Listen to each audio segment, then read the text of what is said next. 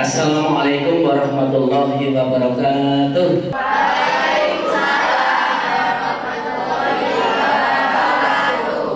Anak-anak, untuk hari ini bagaimana kabarnya? Alhamdulillah, luar biasa. Allahu Akbar. Yes, yes, yes. Anak-anakku, sebelum memulai pelajaran, mari kita berdoa dulu agar nanti diberikan kemudahan oleh Allah Subhanahu wa taala dan mendapatkan ilmu yang bermanfaat dan berkah. Doa akan dipimpin oleh ketua kelas. Teman-teman, mari kita berdoa. Berdoa mulai.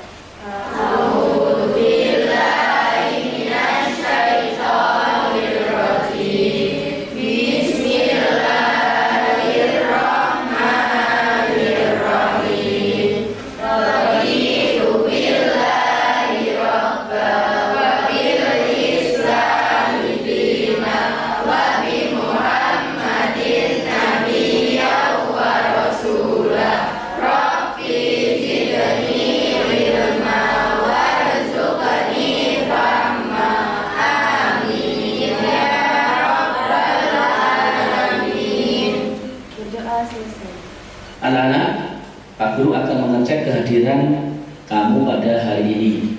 Siapa yang tidak masuk? Jalan Budi. Untuk keterangannya apa di situ?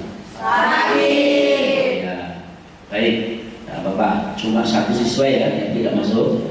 Ya. Anak-anak, sana buka bukunya, buku paket semua dibuka. Nah, ya, baik. Kemarin kita sudah mempelajari tentang teks cerita fantasi. Pasti kamu masih ingat, ya? Pasti kamu masih ingat apa sih yang dimaksud dengan teks cerita fantasi itu? Ada yang bisa menjawab? Yang bisa menjawab boleh angkat tangan. Saya, Pak. Teks cerita fantasi adalah bahan tertulis yang terbentuk karangan atau tulisan untuk menunjukkan, menggambarkan, atau membayangkan berbagai perbuatan, pengalaman, dan kejadian berupa angan-angan, khayalan, imajinasi, atau rekaan belaka. Dengan kata lain, hal-hal yang digambarkan dalam teks fantasi adalah hal-hal yang tidak nyata atau fiksi. Bagus sekali, ya. Kemudian setelah kamu menjelaskan dari pengertian cerita fantasi tadi, sekarang pertanyaan yang kedua. Nah, pertanyaan yang kedua ini adalah apa sih unsur-unsur dari teks cerita fantasi? Coba yang bisa boleh angkat tangan. Saya, Pak. Unsur-unsur teks cerita fantasi adalah: 1. Ada keajaiban, keanehan, dan kemisteriusan. 2. Ide cerita. 3. Menggunakan berbagai latar atau lintas ruang dan waktu. 4. Tokoh unik atau memiliki kesaktian. 5. Bersifat fiksi. 6. Bahasa. Bagus sekali yang sudah dijawab oleh teman kamu. Baik, kita akan mempelajari hari ini. Kita akan mempelajari tentang menceritakan kembali isi teks cerita fantasi. Perhatikan di slide di depan sini. Tujuan kita pada hari ini adalah siswa mampu menceritakan kembali isi cerita fantasi secara lisan dengan tepat. Jadi nanti kamu akan menceritakan kembali sebuah cerita fantasi. Jadi nanti ada cerita fantasi yang akan saya sampaikan.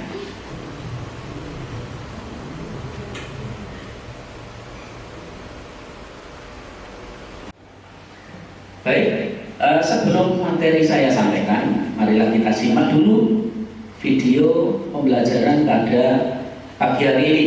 Ya, sampai simak semua, dipahami, dicatat bagi yang nanti yang penting-penting bisa dicatat.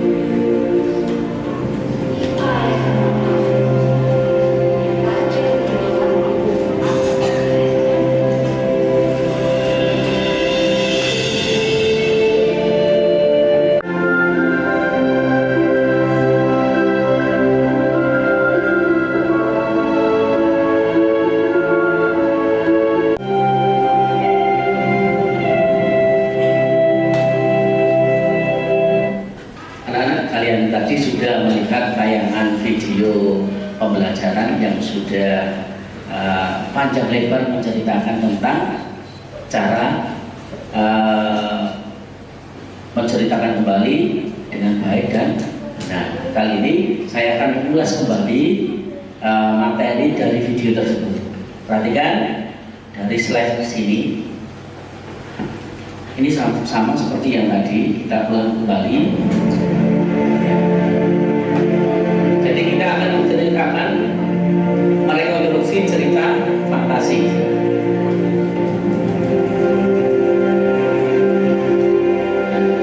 Ini adalah pengertian dari cerita fantasi. Cerita fantasi merupakan sebuah karya yang dibangun dalam alur penceritaan normal, ya, namun bersifat imajinatif itu tidak nyata, khayalan, ya, tidak nyata di dunia nyata tidak ada. Perhatikan anak-anak, di sini ada cara menceritakan kembali cerita fantasi yang baik dan benar. Ada 9. Yang pertama adalah membaca keseluruhan kisah atau peristiwa dalam cerita fantasi. Yang kedua, mencatat tokoh-tokoh dalam cerita fantasi. Yang ketiga, mencatat peristiwa-peristiwa penting dalam cerita fantasi. Keempat, mencatat latar cerita dari cerita fantasi tersebut. Yang kelima, menceritakan kembali cerita fantasi berdasarkan tokoh, peristiwa, kemudian latar yang telah kamu catat. Yang keenam, memperhatikan penampilan dan gerakan tubuh. Yang ketujuh, memperhatikan intonasi, kemudian irama, artikulasi, serta pelafalan. Yang kedelapan, menceritakan bagian pembuka, inti, dan bagian penutup. Kemudian yang terakhir adalah mengakhiri dengan penutup cerita secara santun. Baik. Untuk keterangan selanjutnya akan saya jelaskan satu persatu. Yang pertama tadi, membaca keseluruhan kisah atau peristiwa dalam cerita fantasi. Maksudnya bagaimana? Kamu harus membaca dulu. Jadi kamu harus membaca keseluruhan biar tahu ceritanya, biar tahu jalan ceritanya. Kamu harus membaca, mendengarkan dengan seksama pembacaan cerita fantasi. Sebaiknya kamu membaca atau mendengarkan cerita fantasi tersebut dari awal hingga akhir, biar tidak salah persepsi nanti. Jangan sepenggal-penggal, ya. Jadi baca secara utuh. Yang kedua, mencatat tokoh, kemudian mencatat tokoh-tokoh dalam cerita fantasi tersebut. Tokoh-tokohnya siapa saja, nah, mencatat di situ, ya. Yang ketiga, mencatat peristiwa apa saja yang terjadi dalam cerita tersebut.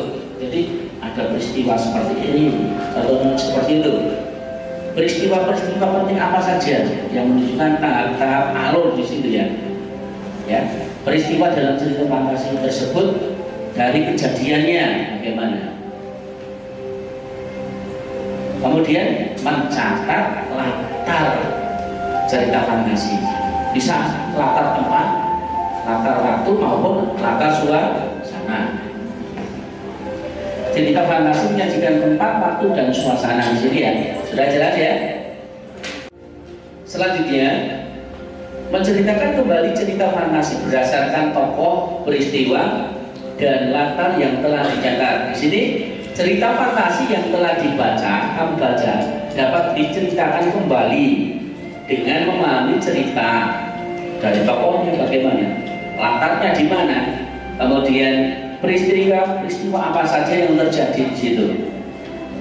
Ceritakan isinya diceritakan dengan menggunakan kalimatmu sendiri, ya. Nanti kamu akan bercerita dengan menggunakan kalimat kamu sendiri.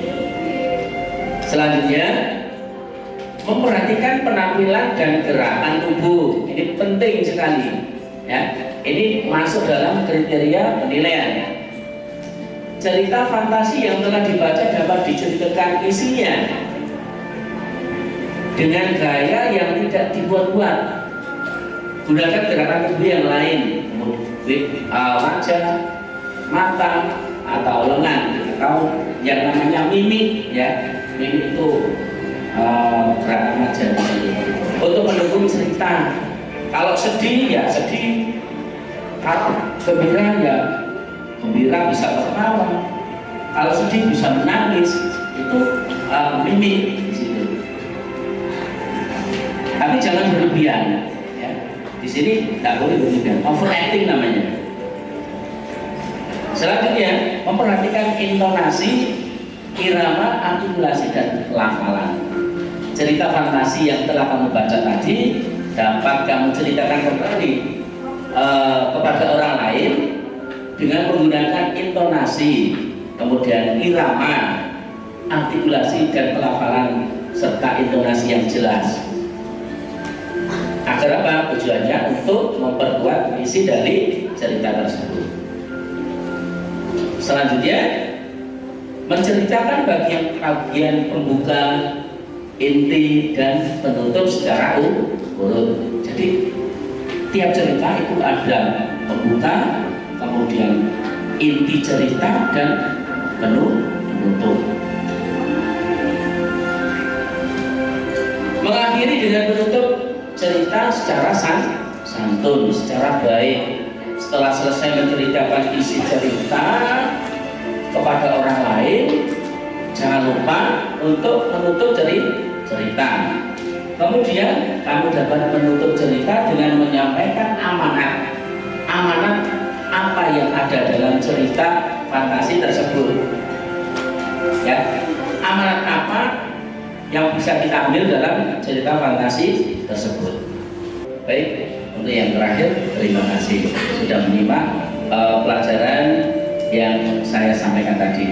Apa pelajaran yang disampaikan Pak Guru tadi?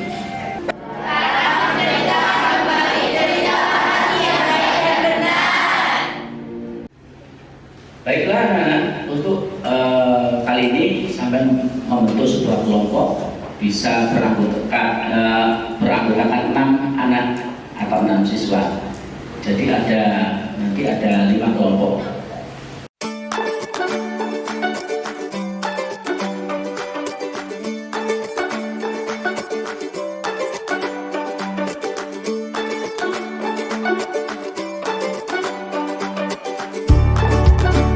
Anak-anak, kalian sudah membentuk kelompok. Ada berapa kelompok ini? 1, 2, 3, 4, 5 kelompok. Baik.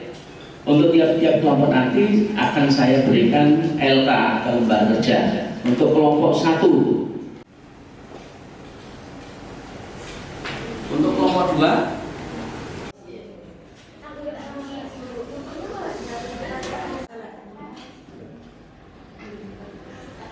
kelompok 4,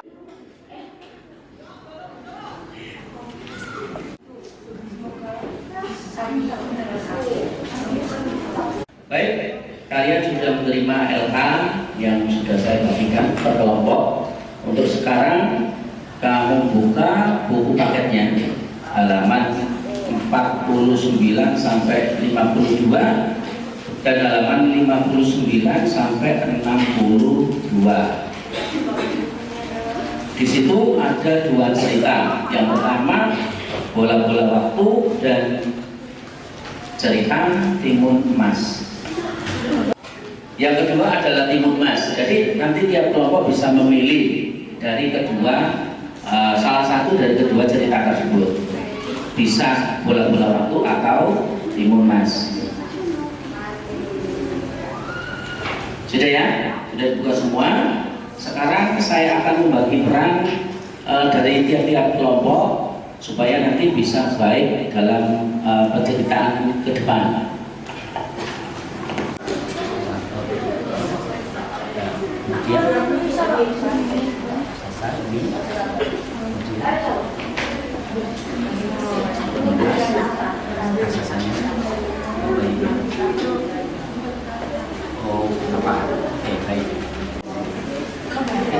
Mengambil cerita beberapa waktu yang jadi jadi fantasi ya, kemudian Jadi Peramal. Oh, Peramal. Kemudian saya ibunya tulisan. Ada lagi yang menjadi Haryo siapa? Oke. Ada lagi selain Haryo? Sudah. Siap. Oh teman-teman nanti teman-teman bisa semua saja. Ya. Baik, yang diambil ini cerita apa? Timun Mas. Baik, yang menjadi narator siapa ini? Oke, menjadi boxer ini siapa? Oke, raksasanya? Bagus. Bajunya? Oke, Timun Masnya? Oke, kemudian yang terakhir Tapa ya? Siapa? Oke, sudah komplit semua ya berarti ya? Bagus. Ini kelompok berapa ini? Nomor 2. Mengambil apa ini? Cerita apa? Bola. Oh, baik. Saya akan membagi untuk pemerannya. Untuk narator ini siapa ini? Oh, bagus. Untuk Fiam yang menjadi Ivan. Oke. Menjadi Peramal. Kemudian ibunya, ayah, Amen. Oke. Teman-teman semua ya kan ya. Kemudian Haryo siapa? Sudah cukup ya? Ya, bagus. Nah Bu, kalian sudah membentuk kelompok, kemudian dari peran-peran dari cerita tersebut sampai sudah memilih ya. Kemudian perannya sudah kita pilih bersama tadi. Kemudian jangan lupa tiap peran nanti tolong dengan rasa tanggung jawab, harus semangat biar apa nanti ceritanya bisa menarik. Karena apa? Nanti akan saya pilih 3 besar. Kamu lihat di depan ini ada apa? Ada apa? Ada piala. Nanti saya ambil 3 besar. Pemeran atau penampilan terbaik pertama, kedua dan ketiga. Jadi kamu harus berlomba-lomba dalam pelaksanaan bermain peran nanti. Dari sini mungkin ada pertanyaan untuk Pak Guru yang belum kamu pahami. Cukup? Cukup ya? Baik. Sekarang kalian boleh berlatih dulu di masing-masing kelompok sebelum kalian nanti maju ke depan.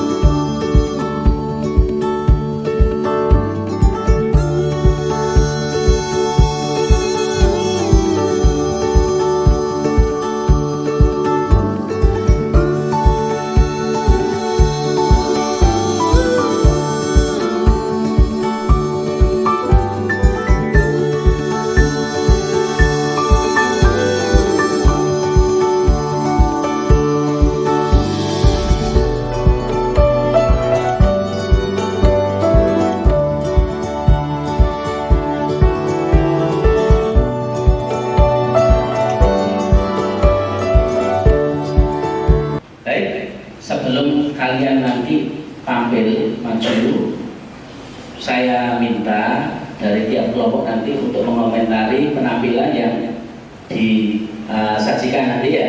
Misalnya kelompok 1 maju, kelompok 2, 3, dan 4 sampai 5 nanti mengomentari bagaimana penampilannya. Tapi nanti terakhir saja, Baik, sudah.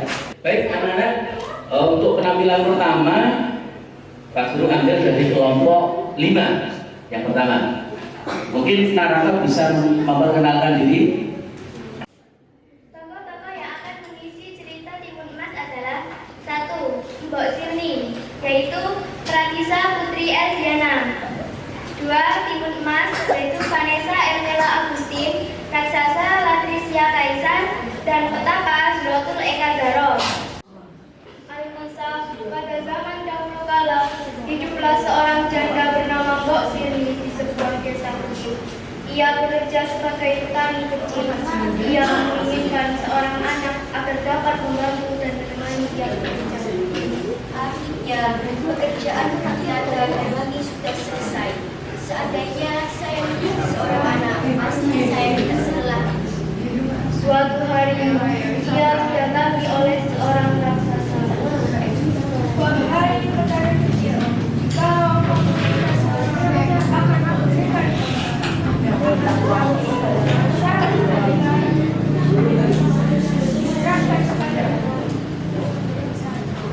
Baiklah, Tuan. Saya setuju dengan persyaratan Tuan.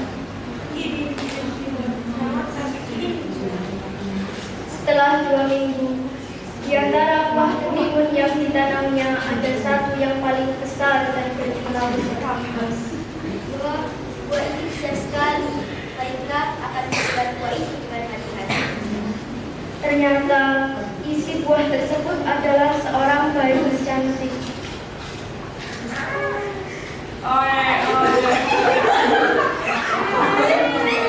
Wah, cantik sekali kamu nak. Mulai sekarang aku akan makan timun emas karena kamu berasal dari bulan emas. Semakin hari, timun emas tumbuh menjadi gadis cerita yang rajin membantu ibunya. Ibu, saya pergi mencari kayu bakar dulu ya. Ya, hati-hati ya nak. Jangan pulang malam, nanti kamu tersesat. Beberapa saat kemudian, datanglah raksasa untuk menagih janji Mbok Sirni. saya datang ke sini untuk menagih janji Tuhan. Cepat serahkan itu. Sekarang saya ingin makan seorang budak. Karena Mbok Sirni amat ketakutan, maka ia menerima janjinya. Ini Tuan, saya punya saran. Maukah Anda tinggal di sini 2 tahun kemudian? Saya yakin bila semakin dewasa, anak ini pasti semakin enak untuk bersantap. Baiklah, saya akan datang ke sini 2 tahun kemudian untuk menagih. Hari berganti hari, Mbok Sirni semakin sayang pada timun emas. Namun setiap kali ia teringat akan janjinya, hatinya pun merasa cemas dan sedih. Bunda, ini sudah bermalam malam. Kenapa Bunda belum tidur? Dan kenapa Bunda tampak sedih? Apakah Bunda memiliki masalah? Tidak, anakku. Bunda tidak memiliki masalah. Mari kita tidur. Bunda akan menceritakan sebuah dongeng untukmu. Boleh, terima kasih Bunda. Suatu malam, Mbok Sirni bermimpi agar anaknya selamat. Ia harus menemui petapa di Gunung Gundul. Paginya ia langsung pergi ke sana. Ibu Mas, Bunda akan pergi ke Gunung Gundul untuk beberapa hari. Bila kamu lapar, Ibu sudah menyiapkan nasi dan ikan asin goreng dan abon. Jangan kemana-mana ya, nanti kamu tersesat. Bunda, bolehkah saya ikut? Maaf anakku, kamu tidak dapat ikut Bunda. Kamu harus menjaga rumah kita. Siapa Bunda? Setelah Mbok Sirni sampai di Gunung Gundul, ia menolong seseorang yang hampir terjatuh dalam anak sungai. Ternyata orang tersebut adalah seorang petapa. Terima kasih engkau telah menolongku. Ternyata engkau seorang yang murah hati. Ini memberikan 4 buah bungkusan kecil ini. Masing-masing di dalamnya terdapat biji jarum, garam, dan terasi. Menyelamatkan anakku yang terjatuh. Namun, ketika Mbok Sirni mau mengucapkan terima kasih, petapa tersebut bilang begitu saja. Mbok Sirni pun pulang ke rumahnya. Sesampai di rumah, ia menceritakan semua yang telah terjadi kepada Timun Emas. Bunda, saya akan diselamat oleh raksasa itu. Karena saya takut berpisah dengan Bunda. Oh, anakku, Bunda sangat menyayangimu dan takut kehilanganmu. Ini bisa jadi Bunda.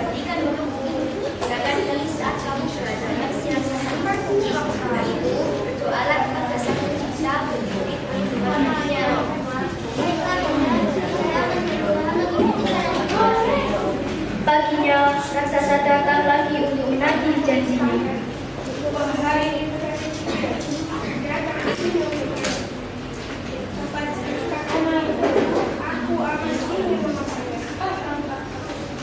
Anakku, cepat lagi lewati belakang rumah kita. Baiklah, Bunda.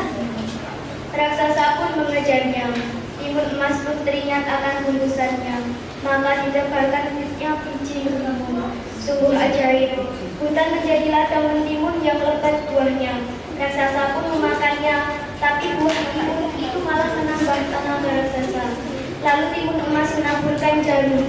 Dalam sekejap, tumbuhlah pohon-pohon bambu yang sangat tinggi dan tajam. Dengan kaki yang berdarah-darah, raksasa terus mengejar. Timun emas pun membuka bingkisan garam dan ditaburkannya. Seketika hutan pun menjadi lautan luas. Dengan kesakitannya, raksasa dapat melewati. Yang terakhir, timun emas akhirnya menaburkan terasi. Seketika terbentuklah lautan lumpur yang mendidih. Akhirnya raksasa pun mati. Terima kasih Tuhan, Engkau telah melindungi hamba ini. Akhirnya timun emas dan Mbok Sirni hidup bahagia dan damai. Assalamualaikum warahmatullahi wabarakatuh. Baik, untuk peserta selanjutnya dari kelompok 2 yang sudah diundi tadi bisa maju untuk menyiapkan diri. Assalamualaikum warahmatullahi wabarakatuh. Waalaikumsalam warahmatullahi wabarakatuh. Saya dari kelompok 4 ingin menceritakan cerita fantasi yang berjudul Bola-Bolaku. Saya akan memperkenalkan diri saya dan tokoh-tokoh lainnya. Perkenalkan, nama saya Aprilia Ramazali sebagai narator, Amira Nafisa Fazalian sebagai Ivan, Meladia Zara sebagai Frian dan Ibu, Mestasya Nugraha sebagai Haryo, Abdul Muiz sebagai peramal, Kevin Mahardika sebagai ayah.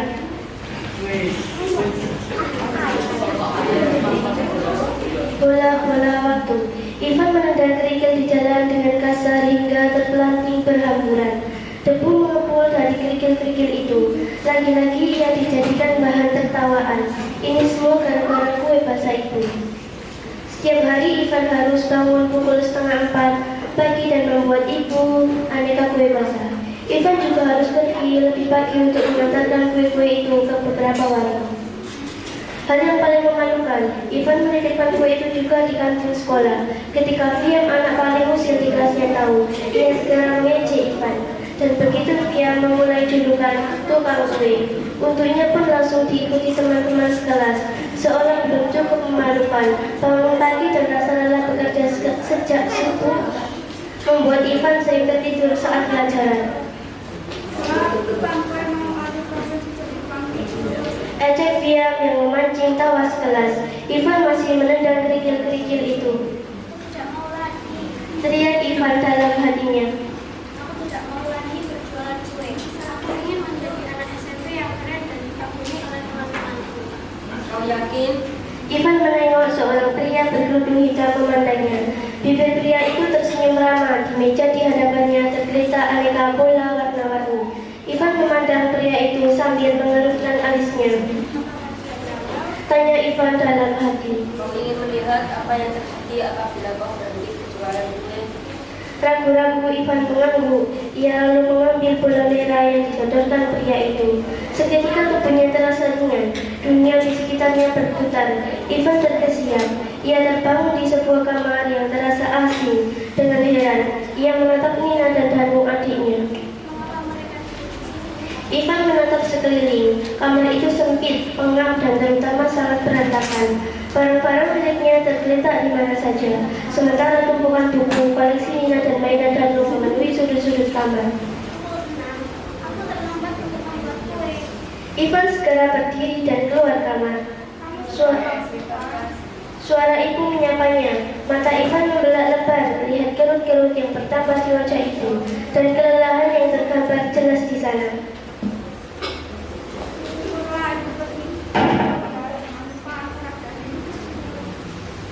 Ivan termangu. Ia menatap sosok ibu yang membawa kotak-kotak berisi aneka kue basah. Jadi tampaknya mereka masih berjualan kue basah.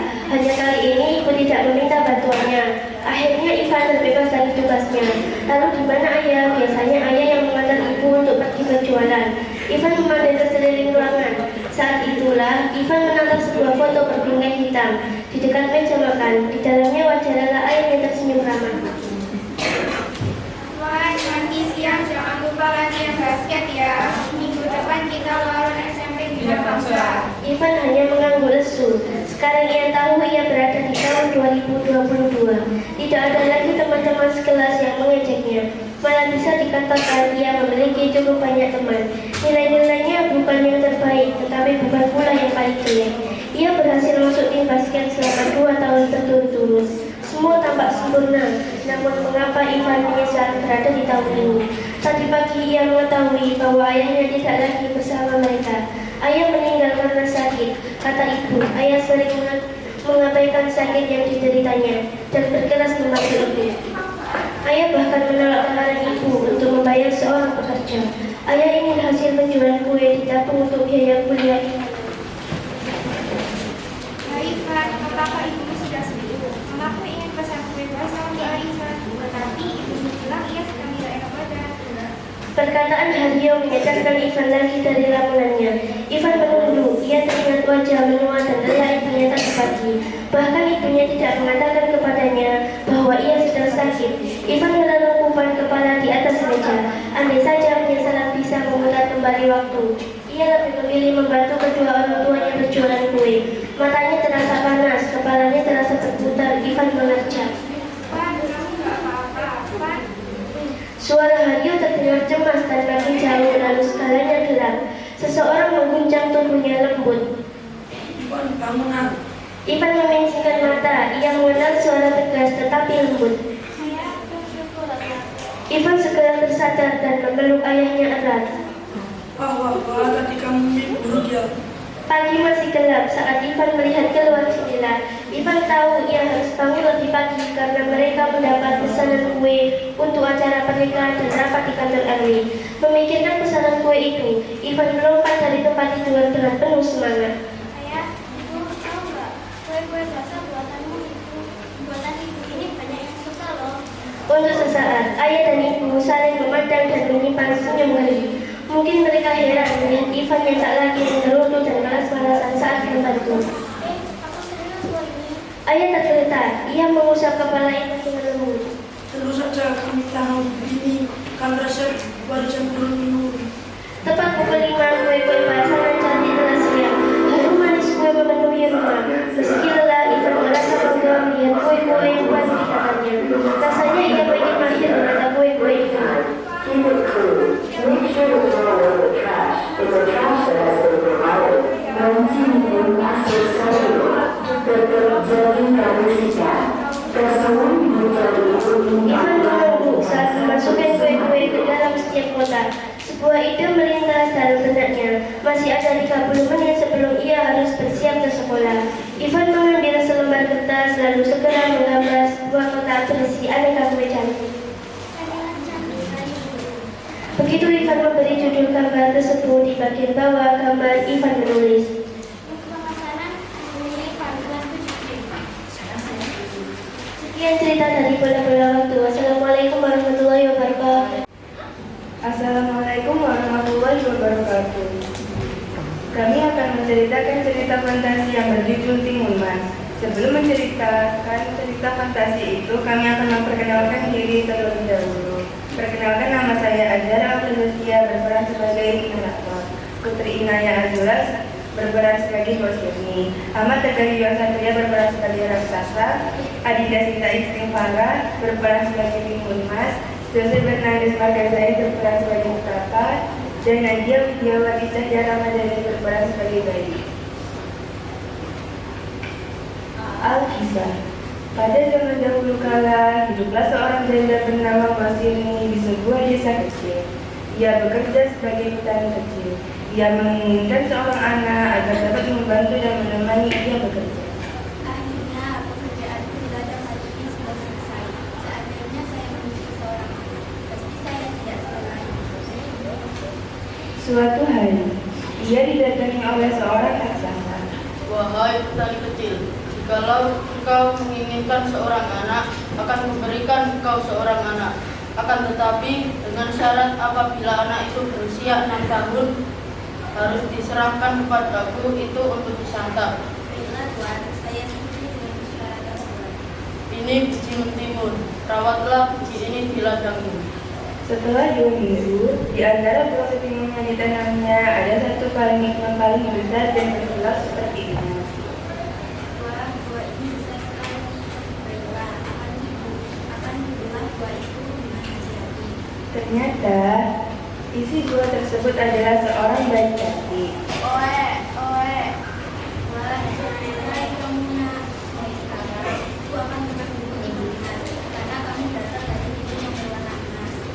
Semakin hari, Timun Mas menjadi gadis jelita yang rajin membantu ibunya. Ibu, saya pergi mencari kayu bakar dulu ya. Iya, hati-hati ya nak, jangan pulang terlalu malam, nanti kamu tersesat. Beberapa saat kemudian, datanglah raksasa untuk menagih janji Wak Semi. Wahai petani kecil, saya datang ke sini untuk menagih janjimu 6 tahun. Cepat serahkan anak itu. Sekarang saya sangat ingin memakan seorang bocah. Karena gosirnya amat ketakutan, maka ia mengulur janjinya. Ini tuanku, saya punya saran. Maukah Anda datang ke sini 2 tahun kemudian? Saya yakin bila semakin dewasa, anak ini pasti semakin enak untuk disantap. Bagus juga saranmu. Baiklah, saya akan datang ke sini 2 tahun kemudian untuk menagih janjimu. Hari berganti hari, Wak Semi semakin sayang pada Timun Mas. Namun setiap kali ia teringat akan janjinya, hatinya pun menjadi cemas dan sedih. Bunda, ini sudah larut malam. Kenapa Bunda belum tidur? Dan kenapa Bunda tampak sedih? Apakah Bunda memiliki masalah? Tidak anakku, Bunda tidak memiliki masalah. Mari kita duduk. Bunda akan menceritakan sebuah dongeng untukmu. Hore, terima kasih Bunda.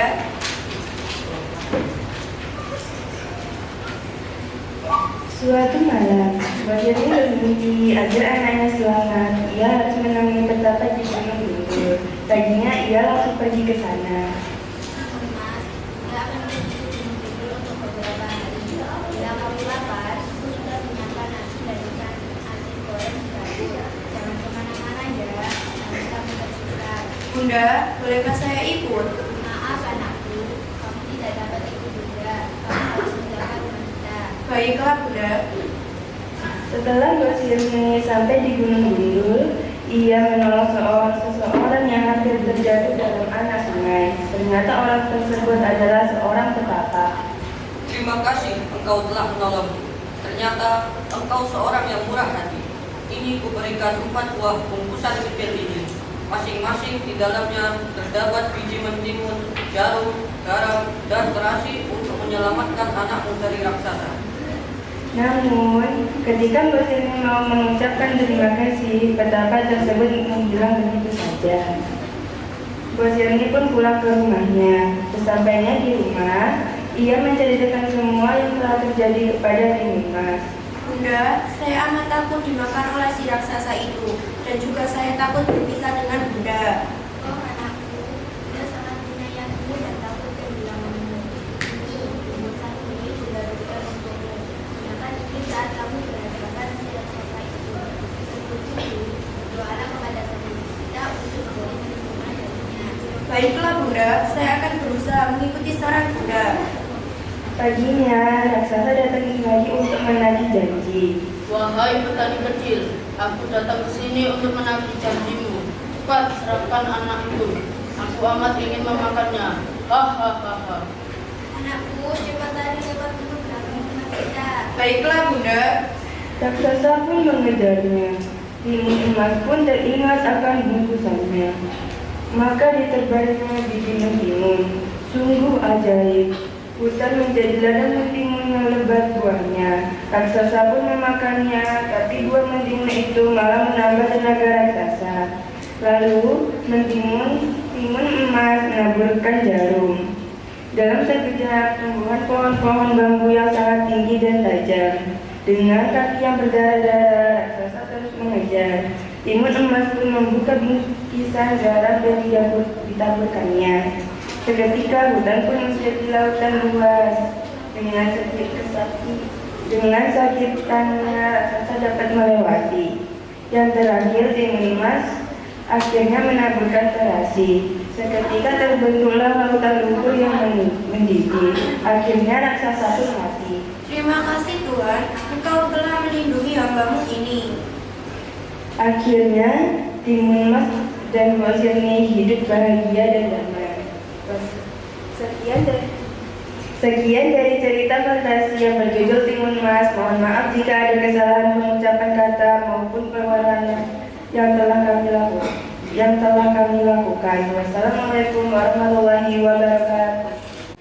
Baik, untuk selanjutnya penampilan yang keempat, yaitu dari kelompok 3. Ya, kelompok 3 bisa menyiapkan diri. Assalamualaikum warahmatullahi wabarakatuh. Perkenalkan, kami dari kelompok 3. Kami akan menceritakan cerita fantasinya berjudul Timun Mas. Sebelum menceritakan cerita fantasinya berjudul Timun Mas, saya akan memperkenalkan tokoh-tokoh yang akan diperankan di Timun Mas. Rose ini yang diperankan oleh Mas Tariko, Timun Mas yang diperankan oleh Siti Nurul dengan Saida, Raksasa yang diperankan oleh Biasa Imam Biawan, Petapa yang diperankan oleh Muhammad Faris Hidayat. Alkisah. Pada zaman dahulu kala, hiduplah seorang janda bernama Gosini di sebuah desa kecil. Ia bekerja sebagai petani kecil. Ia menginginkan seorang anak agar dapat membantu dan menemani ia bekerja. Akhirnya, pekerjaan bulanan hari ini sudah selesai. Seandainya saya memiliki seorang anak, pasti saya tidak selesai. Suatu hari, ia didatangi oleh seorang raksasa. Wahai petani kecil, jikalau engkau menginginkan seorang anak, akan memberikan engkau seorang anak. Akan tetapi dengan syarat apabila anak itu berusia 6 tahun harus diserahkan kepada hukum wisata. Baiklah Tuhan, saya sudah bilang saya ambil. Ini tikun, apa yang masih belakang? Setelah 2 minggu, di antara buah-buahnya yang ditanamnya ada satu yang paling besar dan berkilau seperti emas. Wah, berani bersihnya. Baiklah, aku tidak bilang. Ternyata, isi buah tersebut adalah seorang yang cantik. Wah, berani sekali. Wah, cantik sekali yang benar. Mulai sekarang, ibu akan mengambil emas. Karena kamu berasal dari Suatu hari, Timun Mas tumbuh menjadi gadis cerita yang rajin membantu ibunya.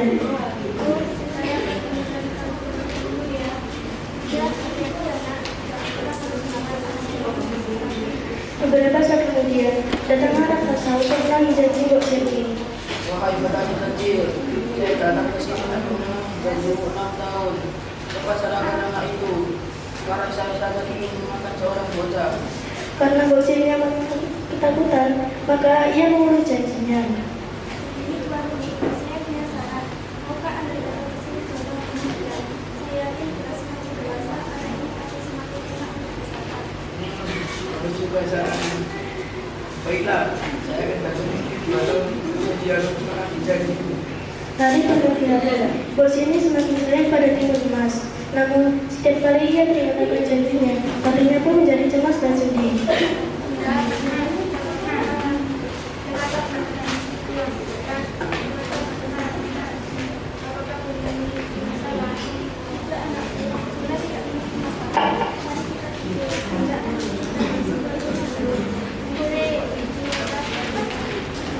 Suatu malam, Bos ini bermimpi agar anak yang selamat, ia harus menemui petapa di gunung-gunung.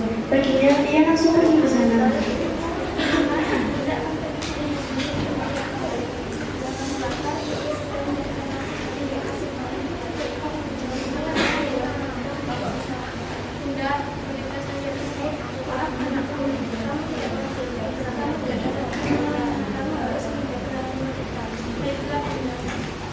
Setelah Bos ini sampai di gunung-gunung, ia menaruh seorang yang hampir terjatuh dalam anak sungai.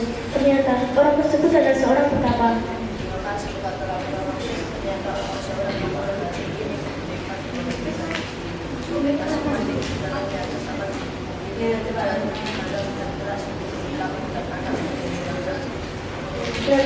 ketika Bos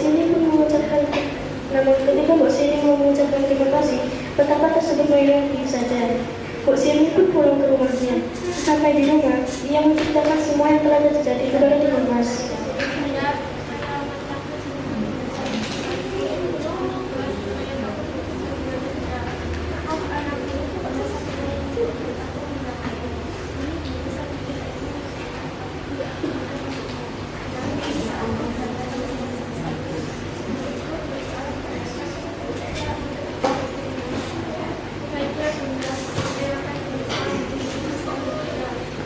paginya, raksasa datang lagi untuk menagih janji. Wahai petani kecil, aku datang ke sini untuk mengambil janjimu. Cepat serahkan anak itu. Aku amat memakannya.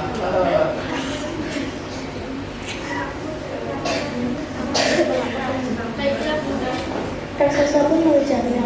Dengan emas pun teringat akan tulisannya. Maka kita bernyanyi biji lebihmu. Sungguh ajaib. Hutan menjadi rekan ini yang lebat buahnya. Raksasa pun memakannya, tapi buah jagung itu malah menambah tenaga raksasa. Lalu timun emas menaburkan jarum. Dalam sebuah tumbuhan pori-porinya yang sangat tinggi dan tajam. Dengan lagi yang berdarah merah, raksasa terus mengejar. Timun emas pun membuka bingkisan garam yang tepi kokoh. Seketika hutan pun menjadi lautan luas. Terus kesakitan raksasa lebat melewati. Yang terakhir, timun emas akhirnya berkonsentrasi. Seketika terbentuklah lautan lumpur yang tinggi. Akhirnya raksasa pun mati.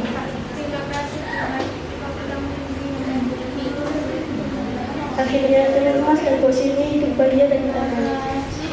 Baik, untuk peserta yang terakhir di penghujung penampilan ini saya panggil untuk kelompok 2 untuk menampilkan cerita yang berjudul Bola-bola Waktu. Silakan mempersiapkan diri.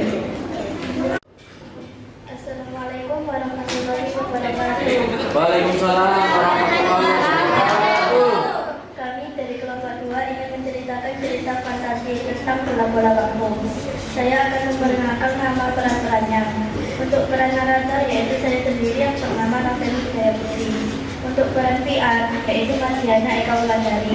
Untuk peran Ivan yaitu Keiza Fahira Putri Mustaqim.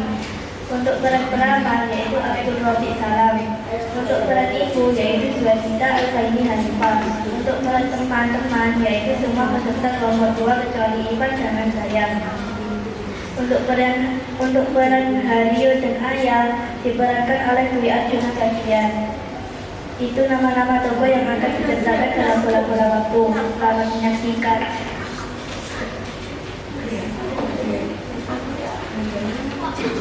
Ivan menangkring berbicara dengan kasar, sehingga terkelar tak berhamburan.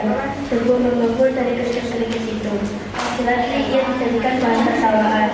Ini semua gara-gara kue bahasa ibu. Setiap hari Ivan harus bangun pukul 3:30 pagi dan membantu ibu membuat aneka kue basah. Ivan juga harus pergi lebih pagi untuk mengantarkan kue-kue itu ke beberapa warung di sekolah.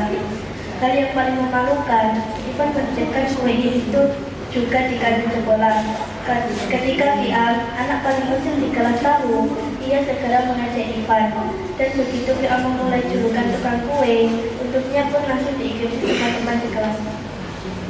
Seolah belum cukup memalukan, bangun pagi dan rasa lelah bekerja sejak subuh membuat Ivan sering tertidur saat pelajaran. Ejek VR yang memancing tawa sekelas. Ivan masih menentang kerikil-kerikil itu. Aku tidak mau lagi. Teriak Ivan dalam hatinya. Aku tidak mau lagi berjualan kue. Aku ingin menjadi anak SMP yang keren dan dikagumi oleh teman-temanku. Kau yakin? Ivan menengok. Seorang pria berkerudung hitam memandangnya. Bibir pria itu tersenyum ramah. Di meja di hadapannya tergeletak aneka bola warna-warni. Ivan memandang pria itu sambil menggerakkan alisnya. Apakah dia beramal?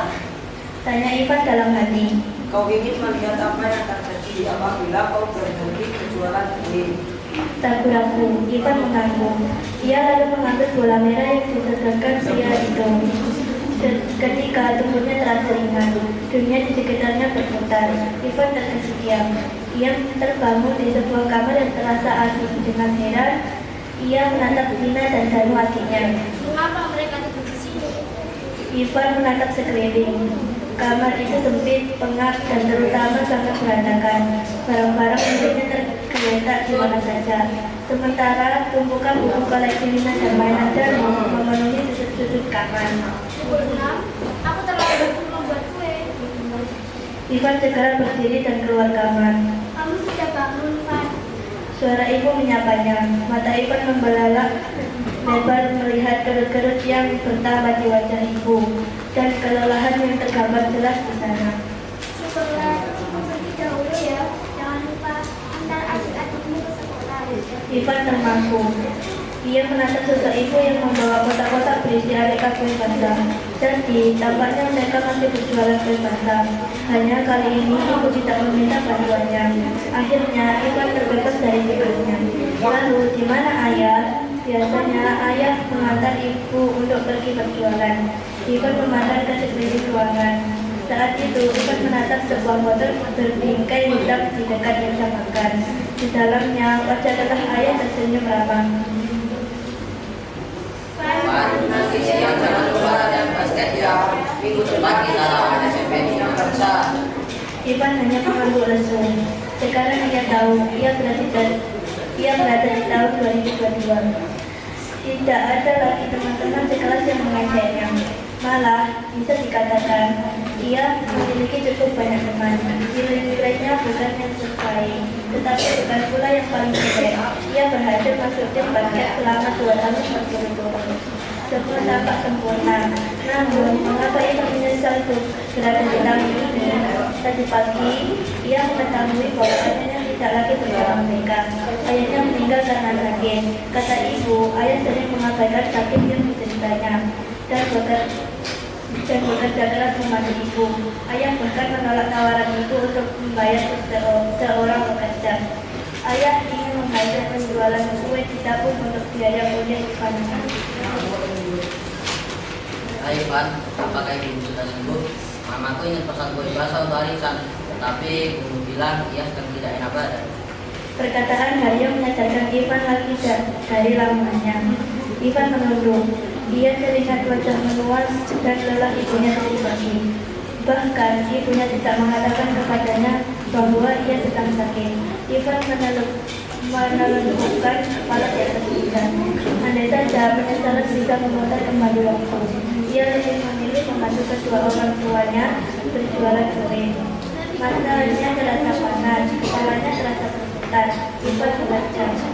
Pak, kamu gak apa-apa kan? Suara Haryo terdengar cemas dan makin jauh, lalu segalanya gelap. Seseorang mengencang tubuhnya lembut. Ivan, bangun nak. Ivan memejamkan mata. Ia mengenal suara tegas tapi lembut itu. Ayah, syukurlah. Ivan segera tersadar dan memeluk ayahnya erat. Wah, tadi kamu mimpi buruk ya? Pagi masih gelap saat Ivan melihat keluar jendela. Ivan tahu ia harus bangun lebih pagi karena mereka mendapat pesanan kue untuk acara pernikahan dan rapat di kantor ini. Memikirkan pesanan kue itu, Ivan melompat dari tempat tidur dengan penuh semangat. Ayah, ibu, tahu nggak? Kue-kue basah buatan ibu ini banyak yang suka loh. Menuju saat ayah dan ibu saling memandang dan menyimpan senyum geni. Mungkin mereka heran melihat Ivan yang tak lagi menggerutu dan malas-malasan tak teman. Aku serius loh ibu. Ayah tergelak. Ia mengusap kepala Ivan dengan lembut. Tentu saja kami tahu, ini kan resep warisan turun-temurun. Tepat pukul 5, kue-kue basah cantik telah siap. Harum, manis, dan memenuhi rumah. Meski lelah, Ivan merasa bangga melihat kue-kue yang baru ditatanya. Rasanya ia makin mahir menata kue-kue ini.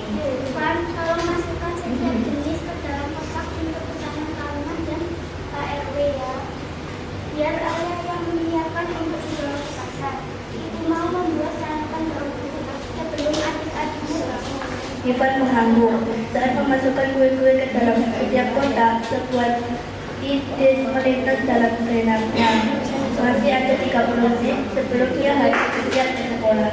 Ivan mengambil sebuah kertas, lalu segera mengambil sebuah kotak berisi aneka kue cantik. Ya cantik, akhirnya ibu. Begitu Ivan memberi judul gambar tersebut, di bagian bawah gambar Ivan menulis, Pemesanan ini Ivan kelas 7. itulah cerita dari kelompok kami. Jika ada salah kata, mohon maaf. Terima kasih. Assalamualaikum warahmatullahi wabarakatuh. Baik anak-anakku, kalian sudah melakukan praktek semua. Kalian sudah sangat baik sekali. Dari kelima-limanya kelompok, baik semua. Baik, untuk hari ini ada yang ingin disampaikan dari kelompok mana? Ada kesimpulan atau apa namanya? kesan dari kelompok lain? Siapa? Dari kelompok 5. Saya Pak. Untuk kelompok 4 bagus, tetapi suaranya untuk narator kurang lambat atau kecepatan. Dan untuk yang lainnya bagus, tapi suaranya kurang keras. Untuk kelompok 1, untuk yang narator suaranya udah bagus, tetapi cara membacanya kurang lancar sedikit.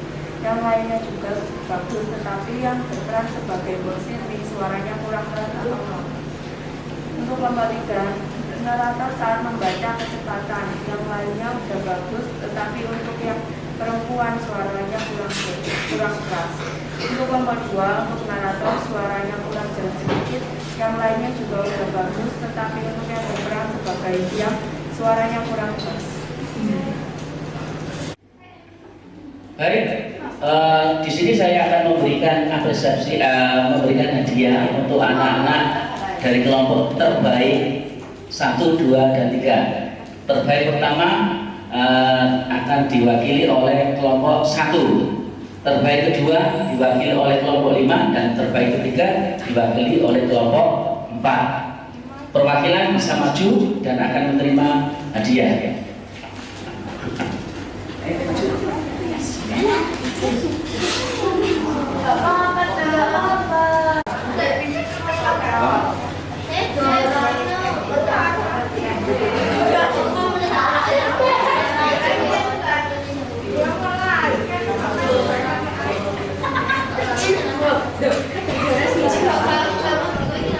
Beri tepuk tangan.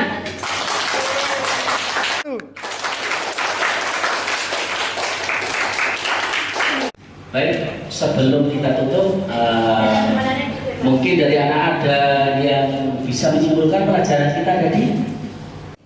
Saya Pak, kita bisa mengetahui tentang apa itu teks cerita fantasi, unsur-unsur teks cerita fantasi. Kita bisa mengetahui cara membaca cerita fantasi yang baik dan benar. Baik anak-anakku, kalian sudah mempelajari tentang bagaimana menceritakan cerita fantasi yang baik dan benar tadi. Tadi ada 9 ya. Itu nanti sebagai bekal kamu untuk bercerita kembali di pelajaran berikutnya. Ya, itu bekal kamu nanti. Kalian sudah mengawali dan nanti akan kita uji kembali di cerita fantasi berikutnya atau di cerita berikutnya. Selanjutnya, untuk besok kita akan mempelajari tentang kegiatan 6 di buku kamu, di buku paket, yaitu menuliskan ulang alur teks naratif atau cerita fantasi. Untuk tindak lanjut sebagai PR kamu di rumah, ya jangan lupa ya.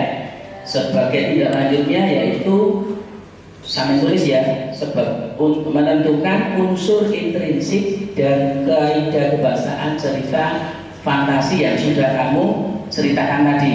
Ya, saya ulangi lagi, penugasan untuk di rumah atau PR yaitu menentukan unsur intrinsik dan kaidah kebahasaan dari cerita atau kedua cerita yang kamu perankan tadi. Selanjutnya kita sudah masuk di penghujung pelajaran. Sebelum saya tutup, marilah kita berdoa dulu. Doa akan dipimpin oleh ketua kelas. Siap gerak teman-teman, mari kita berdoa. Berdoa mulai.